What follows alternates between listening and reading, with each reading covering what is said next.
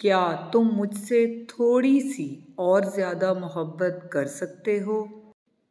हम दोनों एक दूसरे से जितना मर्जी दूर भाग लें, एक वक्त आएगा हम मिल बैठेंगे।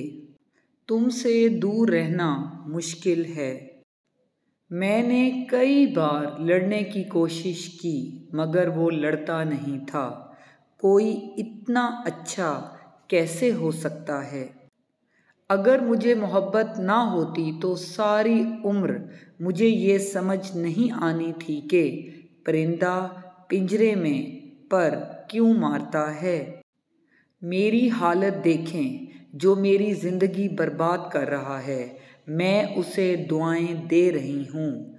जो मेरे अंदर ऐब तलाश करता है, मैं उसके अंदर खूबियाँ तलाश करती हूँ। जितनी मोहब्बत तुम मुझसे करते हो उतनी काफ़ी नहीं। क्या तुम मुझसे थोड़ी सी और ज़्यादा मोहब्बत कर सकते हो?